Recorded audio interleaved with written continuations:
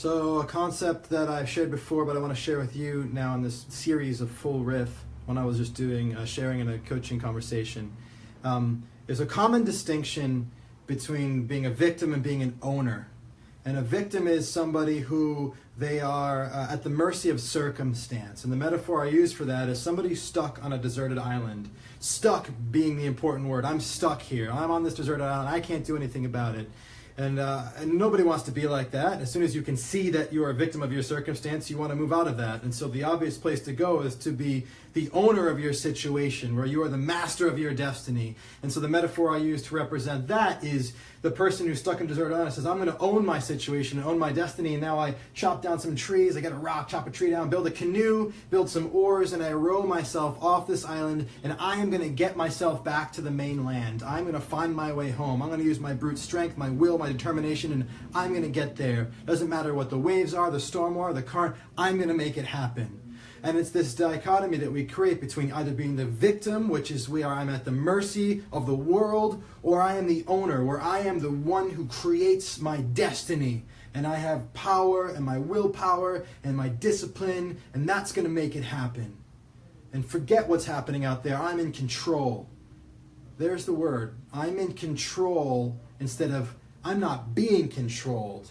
I have the control instead of I'm being controlled. And it's, in a way, it's better, but it's still part of that same trap of control, because control is the illusion that actually creates both of these things. I'm either being controlled or I'm in control. We think this one's better, and in a way maybe it is, but it's actually still in the trap. And so in the same way, when you want to own something, the owner wants to own something, I want to own a house, you think, yeah, then when I own a house, then I'm in control. Then you find out that every time you own something, whether it's a house or a dog or whatever, it also inadvertently owns you, because the leash that you have on it has you as well.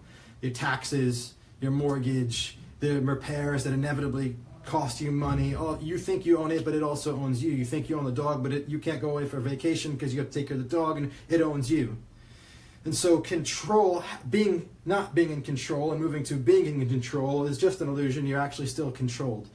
So the third metaphor that I used to represent moving beyond ownership to actually what I call a creator is the person that's stuck on the deserted island initially moves to a place of not ownership, but a place of creating by saying to themselves, I'm going to build a boat, and their boat's slightly different. The boat that they build, it looks like a canoe at first, but then they take this one tree log and it stands straight up in the middle, and they take some palms and they build the sail, and they put that in the water, and it's a sailing boat.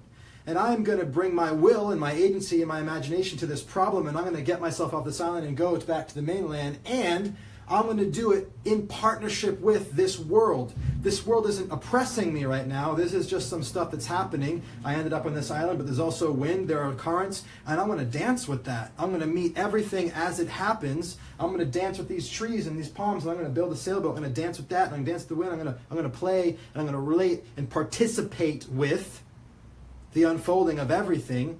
And I'm going to bring my will and my vision and my desire to get to the mainland to that, and I'm going to meet it at every point. And as you can see, you can achieve the result maybe more effectively, or the same result as the person rowing the boat.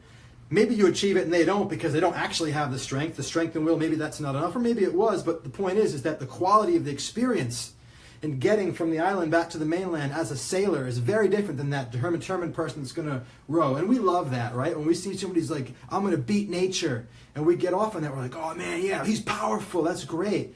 But the reality is that like living that way, it's tiring, it burns you out.